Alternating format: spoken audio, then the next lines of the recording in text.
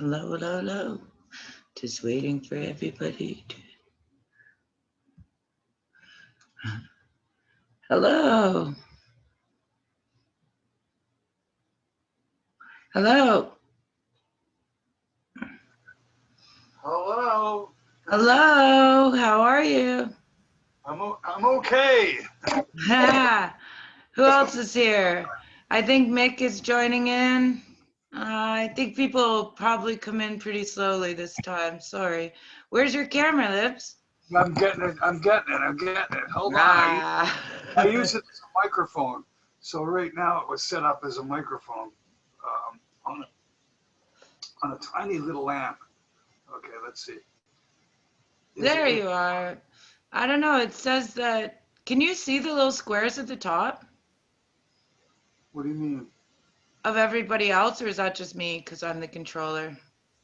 Well, there's different ways of looking at it. There's a thing at the bottom that says participants.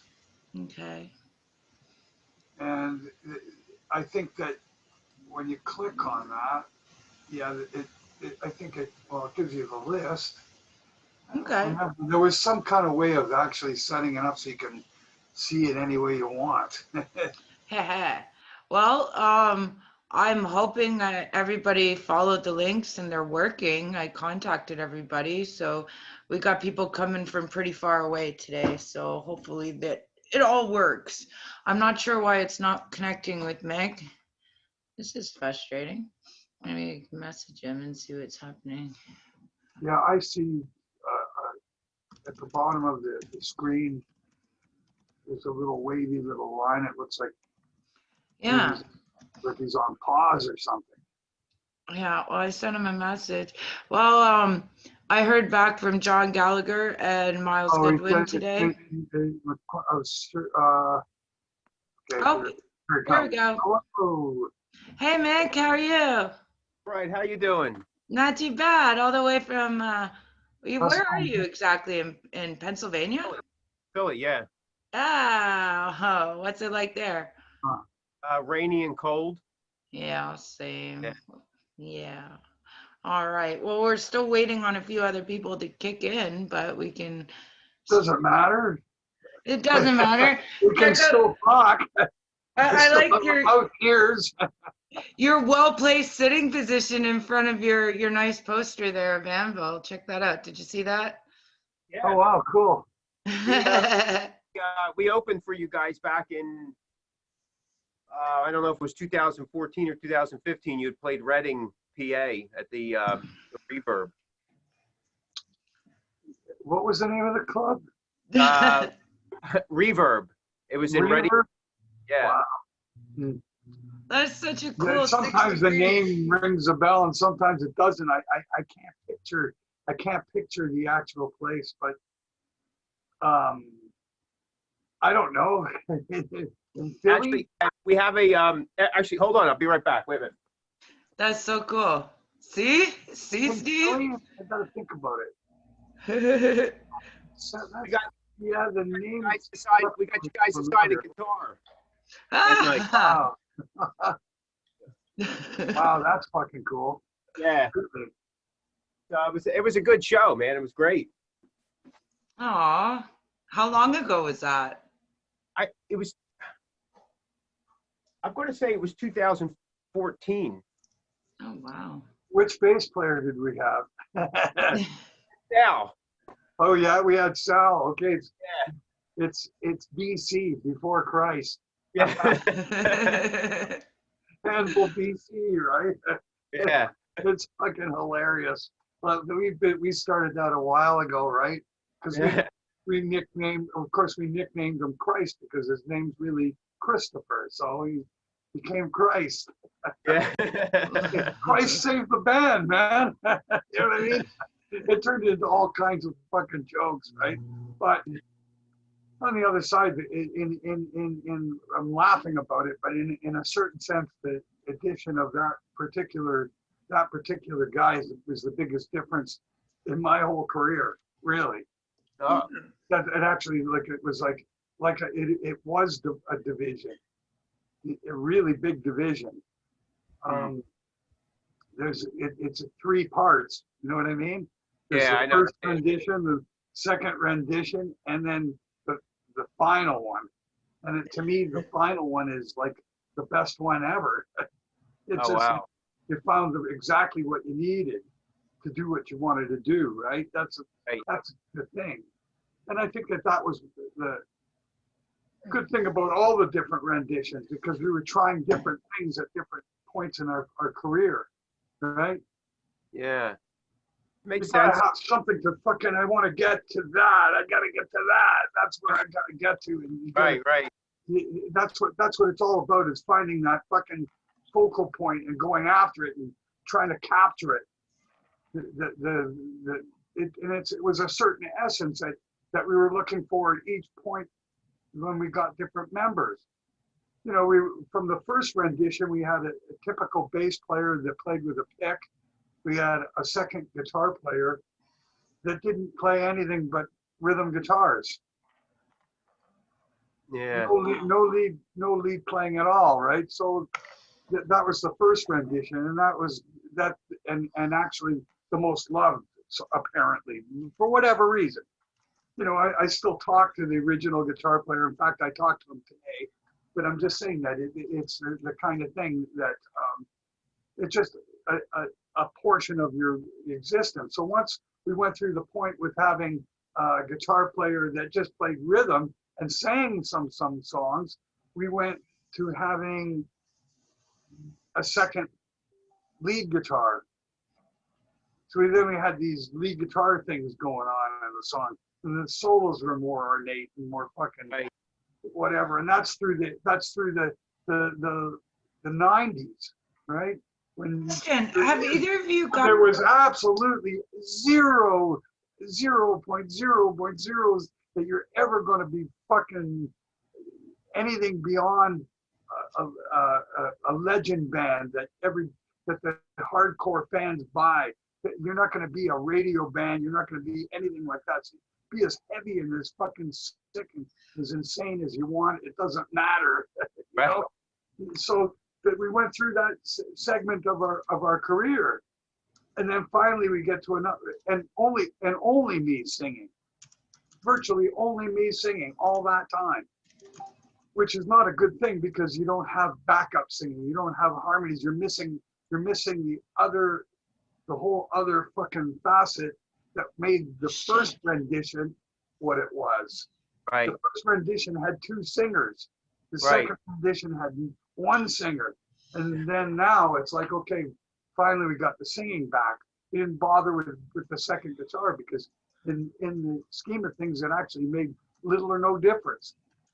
It made more sense to make more of our vocals, which were hurting, than that we were ever hurting for lead guitar. We never hurting for lead guitars, but that was not a problem. It's like, what happened to your vocals, right? Right. Did you guys have any problems connecting? No. This is so weird. There's like 3 or 4 other people that are saying the link isn't working, and it's the same link I sent you both, so I don't know what to do. So there was supposed to be some other great people joining us, and I feel really bad. So hopefully, I really don't know what the problem is. The meeting ID number, none of you guys needed that, right? No, just had to press connect to meeting. That was it. Oh, man. James Murphy is trying to connect now, and so is my friend from Jamaica. So well, they're, for whatever reason, they're having a problem. I don't know how to. I can't direct them because I can't see their screen. I know. You know, you can't tell them, hey man, click on that. I know, right? And I have no tech support. My tech support is actually unavailable today. He's gone. So I guess what we'll have to do is just invite him back next time and try this again. So I'm sorry about that, guys. I appreciate you both coming on anyways. So I'm sorry. Where were you guys? I interrupted you. So bad. We'll just spark a joy. How's that? Well, we were getting a member history. A member history. Just a member. And Ah. then I'm thinking about Philadelphia. You know, I spent I spent about a week there. Oh, About, wow. and then we were supposed to play this show, and we ended up, when the band got there, they looked at the venue and they went, "No." It's some kind of little fucking, a little tiny little club, man. We couldn't get our back line into the, and up a fucking, 35 stairs or something like that. Oh, wow. So so the road crew started freaking out, and Rob looked at it. He goes, "You'll just get my drums in there. Forget it. Where you put the guitar rigs?" It's like, Who's so responsible for that? that's our last experience with Philly. And in the meantime, I fucking was there with my wife waiting for the band. I took a flight from, I don't know, St. Louis or something. And they drove. And I just flew across with my wife and then spent a few days extra in Philly, right? Because I wanted to see the city. Interesting. Sure. Fucking awesome, man. Yeah. A lot of history there. Yeah, it's the first real Washington. That's really the capital. That was the capital of. Yeah, originally, yep, yeah. It's one place I haven't actually been. It's kind of crappy. There's a lot of good bands, a lot of good music out there, it seems. There are good clubs and venues still, right? There's still some. I mean, everything's still relatively closed. There's not much happening in the way of bands playing. You have to go into Delaware or Maryland right now to see some live bands, but there's a lot of restrictions to it, and it's minimal crowds. I mean, like under 25. So it's really tough right now. Oh, wow. Yeah, we're not. We can't go out and play. We can't even get across the border. I can. I'm kind of lucky that way. I could get across for medical reasons and back. Nobody really believes that I can until they see that I'm on the other side. They're like, "Well, holy crap, there it is." But yeah, it's really, really tough, isn't it? Oh, wait. Who the heck is Jason Tamba? Yeah, okay, cool. All right. Have either of you heard of Playing for Change, the band Playing for Change? Okay. It's I'm not aware of metal. it. Yeah. Aware of it. They kind of do amazing stuff where they take, oh yay, Roselyn's here too. She's also from Playing for Change. Hi Jason. Hey, Curly. Hello. Hi. Meet Lips, Steve Anvil. This is Jason Tamba. Hello. Hello. And Hello. Michaels. I think Roz will be joining us very soon. I was just explaining a bit about Playing for Change, but maybe I'll let you do that. Oh, wait. That's great. There's a lovely lady. Hi. How are you? I was just introducing everybody. So you obviously know Jason, right? Hi, Jason. Hi, Ross. Fun. Oh, you look so Nice beautiful. meeting you. And this is Mich Michaels. He's of Corners of Sanctuary out of Philadelphia. And my lovely co-host, Lips, Steve Anvil of Anvil. Hello, I'm here. Hey, everybody. Ross. I wanted to explain to them a little bit what Playing for Change is about, but I'll let one of you guys do that, whoever wants to do that. I'll let Jason do it. Go ahead, Jason. Hello, Ross. Yay. Go ahead. Wow, what a panel. What a panel. Okay, would you like me to explain? So I was struggling to get into the Zoom meeting because I was using my cell phone, and then it was not supported. The browser I was using was not supported. Then I came back to my computer. Yeah. Would you like me to explain, or Ross can explain? Yeah. Tell us about Playing for Change. Oh yeah. So Playing for Change is a movement which build the music schools, just to help the kids to go for free and study for free. So then what we do, we have three things in Playing for Change. Let me come from the beginning. We have time to come from the beginning. Playing for Change was created by our sound engineer. His name is Mark Johnson. He's Amazing guy.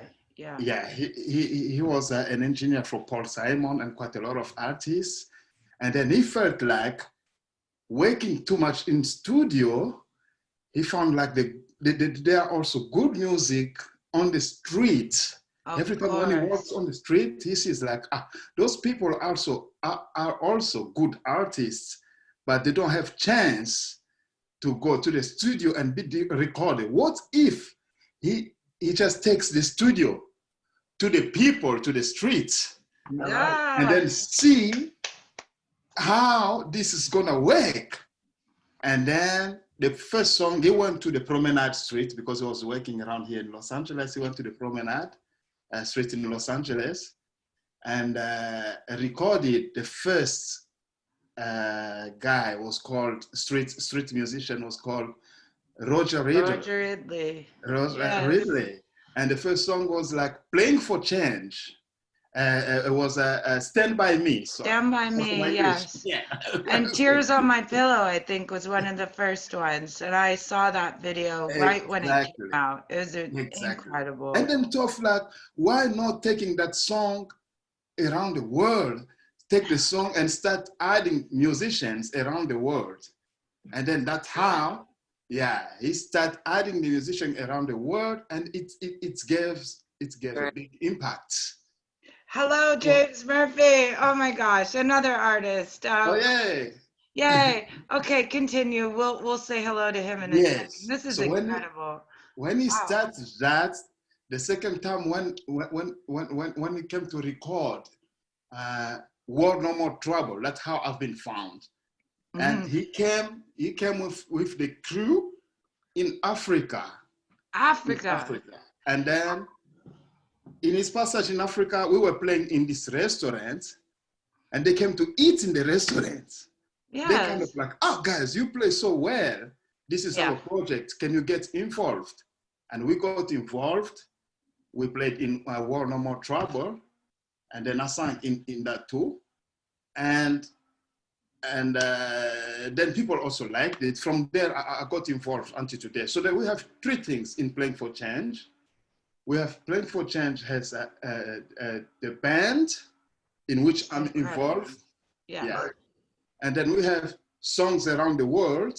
The band tours. And everything we make comes to the foundation to build the school music. And we have Songs Around the World. It's that recording one song and traveling with the song all over the world, adding the musicians from different culture. And then we have the foundation, which build music schools. Yeah, in Lille, that's Playing for Change, if I can say. So 5% of any project I do moving forward goes to Playing for Change, and 5% to another charity. Thank you so much. Well, of course, so it's such a beautiful thing. And you guys have always been there, you know, to donate music, to donate time, to just call me. I mean, it's an incredible thing. You guys, Roselyn, I can't thank you. She submitted probably the best piece of music I think I've ever heard in my life for our Christmas concert coming up. It was absolutely breathtaking. Oh, I can't believe you went to all that trouble. So, wow. Thank you. It was not at all. If I tell you how that came about, my friends, when you reached out to me, I was trying to figure out, how am I going to do this with COVID happening and everything. And then best friend who owns a production company, film production, he called to say if I could come on set to help him, because I do makeup and stuff on film sets. So he said if I could that day to do makeup. And I was like, I actually wanted to help me to film something like real quick. So we had no rehearsals. I just called my friends that same day. I put some clothes on and that was it. And that's how it came about. wow. So, so I'm so happy it came off well. It came out amazing. One of the most beautiful things ever, honestly. Wow. And every time I've called on Playing for Change members, they've been there, whether it's just, from the hospital or whatever. And it just, Mich has done the same thing. He's donated an incredible performance as well. But I just want to say hi to James Murphy over there. How are you, brother? Hey, how's it going? Can you hear me? We can hear you. All right, Finally great. made it. How you doing? Well, I'm doing good. It took me a while to figure it out. I'm not very super savvy on Zoom yet. No, I'm not super savvy either. I can't believe I put this all together, to be honest. And looking at this beautiful panel of people from all over the place, so many different, places and genres. I'm sure you know Steve Litz. Say hi. How's it going, man? Do you All guys right, man, know how you each doing? other? Oh, well, I'm an Anvil fan from way back. Well, who isn't, right? It has to be from way back. Well, I mean, I'm still an Anvil fan. Let's put it that way. But I remember buying my first Anvil records probably about 1983 or something, skipping high school in Frankfurt, Germany, and taking the U-Bahn down to the Hauptbahnhof or the Hauptwache and walking around to little German record stores and finding, the early Anvil albums, Yo, I do think Playing for Change should do a metal mashup. Just 83, 84, 85. I was doing that. just some great cheesy hair metal, great song, some cover like that. Have you ever heard of Playing for Change? I have not. You have not. They're an incredible I band. We haven't. just did a great explanation on it. If you get a chance, go back and look through. They take musicians from all around the world, mostly street musicians, and do the same song at the same time. It's one of the most beautiful things you will ever see. And they've just become great friends, great supporters, and one of my charities. So great people to know. And I hope that you guys all, stay friends, meet each other, do some great stuff, and stay in touch. But do you know Mick Michaels of Corners of Sanctuary? Did you open for them as well? On your wall there? Let's see. No, I don't think so. No? No? Are you No, sure? I'm It's quite the no, wall, so though. I'm not familiar, but I'll definitely check it out. All right. Well, now that everybody knows each other, I didn't know that Mick had opened up for Steve before, so that was kind of cool just to see That's that fun. That's you guys always had fun. met. Yeah, it's a Some weird.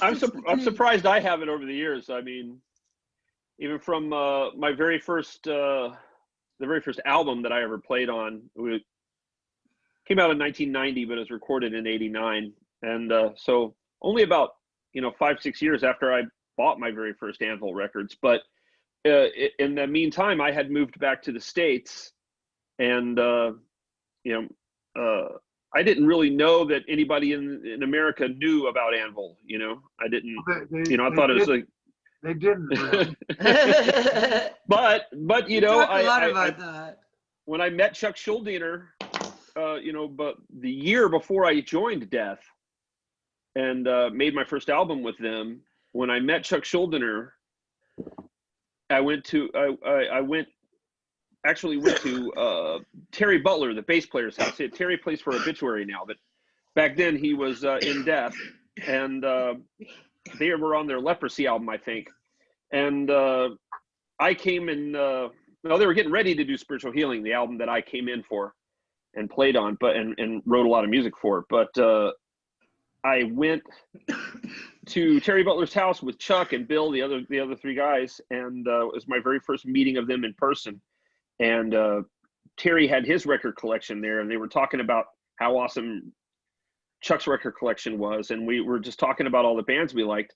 And it didn't take very long for Anvil to come up, and we all three of us were just, like, hell yeah, these albums are awesome, Forged in Fire and all that, yeah. That's interesting that you mentioned Death, and I didn't really know much about them, but we played a show in the New York area, and I think it was on Long Island. It could have been. There's a big, huge venue, and Death was one of the bands that opened up for us, and it would have been in '87. Oh, wow. Yeah, that was 2 years before I joined the band. Yeah. Right. Now Chuck was still, of course, bless the guy, was still alive at the time, and he was, of course, really immediately made himself known to me. You know what I mean? Yeah, I would imagine that he would, because he was a huge fan. I've met lots of support bands, but there's there are certain characters, the way that they introduce themselves and their forward, their sort of forward approach to meeting somebody, you know, hey, I better pay attention.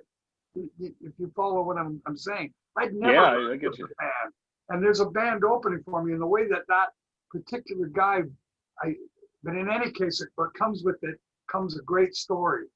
I had brought my English bulldog, Beast, right? And if you remember, there was a video called Mad Dog. Oh yeah.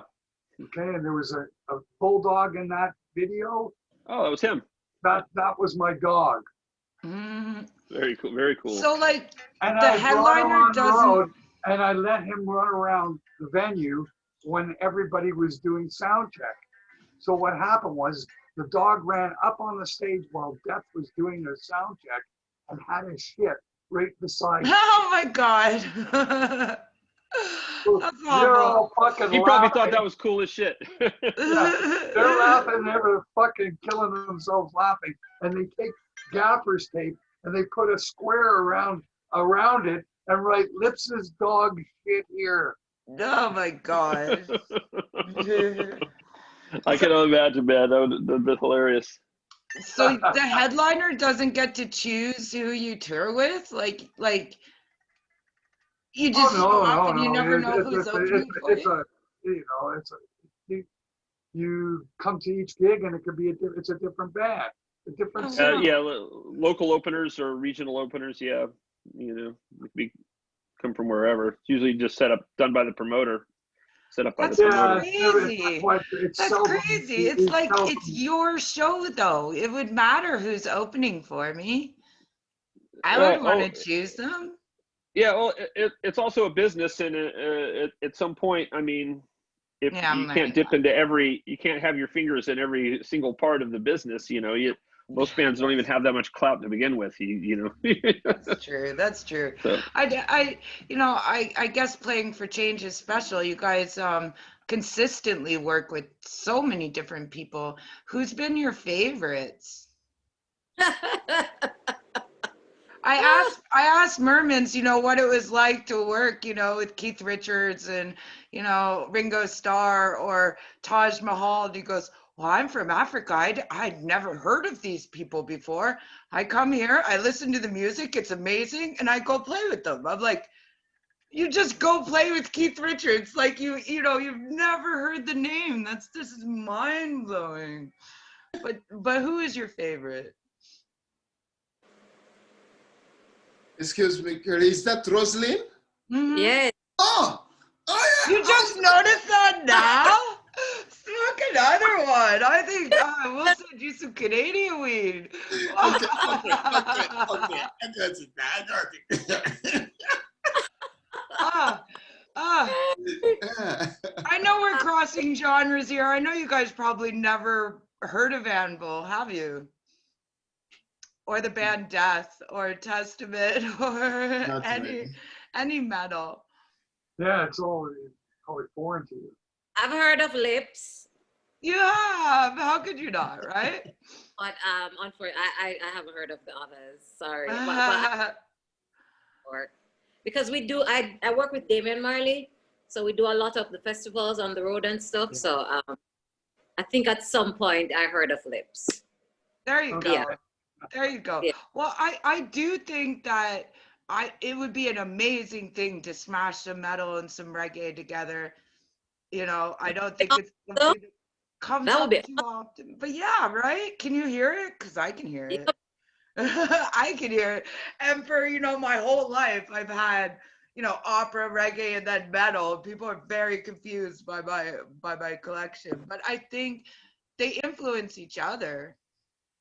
They influence each other, right? I think Bob Marley's son, Steve Marley, did a mashup of, I think it was Aerosmith and a Bob Marley song that he technically did a remix to. Yeah. So that was really that was really good. I mean, so it was Aerosmith and a Bob Marley classic that he did a remix to. I've playing for change for probably everybody that I've met, and some pretty hardcore, headbanging, very, very high, and they love it. There isn't a person out there who doesn't enjoy it. It's just too good. It's just really too good. And I think that's 10 more minutes.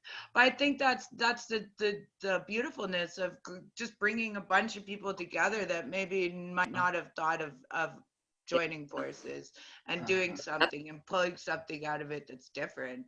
Like I really see right here it could happen, You never know, right? No. I'm happy I'm meeting all these people. I mean, you can never tell what could happen. It's really humbling, and it's really an honor for me to meet all these wonderful people today. Hey, James, where are you Kelly, calling from, James? Where am I calling from? This is my home in Florida. Yeah. Oh, you're down in Florida. Okay. Oh, Nice and warm. I Man. miss Florida so much. Yeah, yeah. Very, very nice weather here today. Whereabouts? It was really cold last night, but Are they still doing shows in Florida? As of last week, they were. Yeah, people are still. I mean, they were stopped for a long time, but at some point, people just decided that it's okay to do shows again, and that. Oh wow.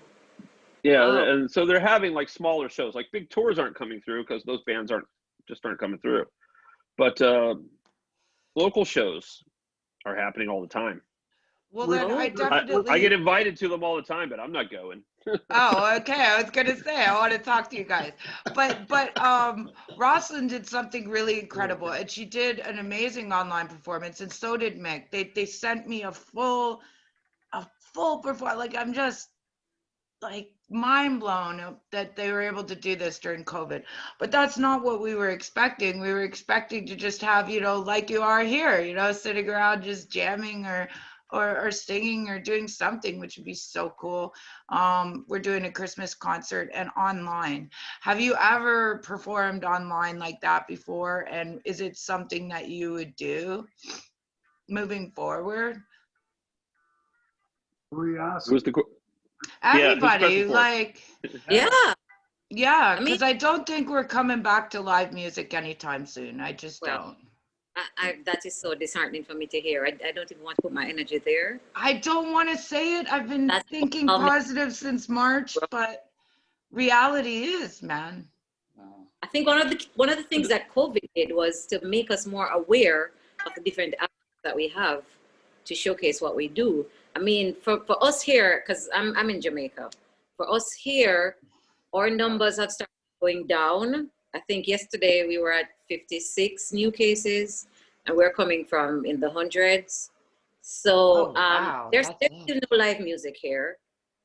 That's still shut down. There are no clubs or anything like that happening. And this is the home of reggae music, and the industry is very big. That's how a lot of people earn a living. But that's closed down entirely for the past almost a year now, since COVID started, 10 months. But how I got to do that was that's my bubble of people that I work with. We all have to observe protocol. Those were the only people that were in the room when I was filming that thing. That's my bubble. Those are people that I'm around every day. And even then, it's still not really safe. But unfortunately, 3 of them had already had COVID and had recovered. So, yeah. But it's interesting because what I found is that when I ask a lot of people if they know anybody that had it, most people say that only somebody distant, not anybody that they actually know personally. That's usually what I find. Yeah. I've had a number of people that I know personally that have had it. And I have, she's actually used to be my aunt because it was via marriage, but she's real close to, she's not very much older than me. Right. But she's in her 50s, and she's a nurse, a COVID nurse. So she's oh wow. A friend since childhood, was kind of my aunt. Oh, great. All right, sorry, I Yeah. had to reply. I'm getting asked by my neighbor via text to come help them with something. I'm like, yeah, I can't do that right now. But you know, she works in a COVID ward, and she's a tough girl, tough lady. I've never really seen her cry, but I'm sure she has. But she keeps her, you know, she's Yeah. always kept her emotions in control, and this stuff has her just has her destroyed. She was crying her eyes out about it. It just you know, she's scared, she's worn down, and she's just seen far too many people die. And what I tell you, the thing that wears on them almost as much as what they're seeing and going through all the day, all the healthcare workers, is having to deal in their own personal lives when they are out and about away from the hospital, having to deal with people who think it's all a hoax and that it isn't real. I'll That's- bet. And Oh, it just fuck. it No crushes them. kidding. You know, it just they don't even know how to handle that. I don't even know what to think about it. Her hospital has like 3, if not 4 by now, because they were talking about getting another one, she said. Cooler, like big trailers, cooled trailers, Wow. like on generators out in a side parking lot to hold bodies Wow. because their morgues are full. I have a friend who thinks she might have it and still doesn't even think it's a real thing. She's still like, she's probably like, she's got a fever and everything, and she still does not believe it's real. To the extent that we have the luxury to even have, you know, for there to be people who are out there denying it, is a testament to how good of a job our healthcare workers are doing, despite the attempts of a whole lot of our politicians to scuttle their efforts. And, you know, they just don't even know how good they have it. You have it so good that you don't know anybody personally that's had it, and you can sit there and talk that crap online or whatever, you know. And Right. Yeah. that's just a testament to what a great job our healthcare workers are doing, you know, and that the efforts to educate people are doing, you know, or to some. But it's still, I mean, I mean, in the United States, I realize obviously not everyone here is from the United States. But in the United States, we have something like 2% of the population of the world. Yeah. We have something like 20% of the COVID cases. So Yeah. how well are we really doing? You know, we got over 200,000 dead, you know? I'm talking to people that believe that that's a lie, and I think those people should be taken on organized tours to the coolers outside of hospitals where they have the bodies stacked up like cordwood. I couldn't agree more. Agree more, honestly. Yeah. I know people who I are, don't understand the idea or the how people can believe that something of this size that takes the whole world and changes the whole world could be fake. Yeah. Where the hell what rock are you living under? How stupid could you be to think Science denial is a plague. Is a plague almost as bad as COVID, as any other plague on human society. Science denial is just rampant, and unfortunately, you know, it's being encouraged by lots of people online. There's not a lot of pushback against it, except, you know, when you do, you run right up against resistance. You know, let those people drink their bleach and just, you know, fall away. We'll be less in numbers. But what about the vaccine?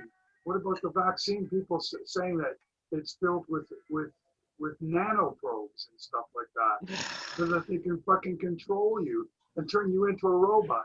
I could not. If they could do that, if the technology existed to do that, they wouldn't need to fake a plague to get it into all of us. There's too many things that we willingly imbibe into our bodies voraciously, and they could just put it in that, you know? Anything, food, and you know what? Let them do it, because I'll find some. But that's common sense. Hey, that's common sense, man. Of course. Yeah, exactly. That doesn't count. I say let them put the nanoprobes in. I'll find a hacker to hack them, and I'll tweak it to my own workings. You know what I mean? I'll just be a super cyborg. You know what I mean? Yeah. You know, the idea that of just a healthy body that's a machine and not a body with my brain. I'm interested in the opinions, the panelists from, and I'm sorry I don't remember the names yet, but I know we have a panelist from Africa and a panelist from Jamaica. Yeah. Right.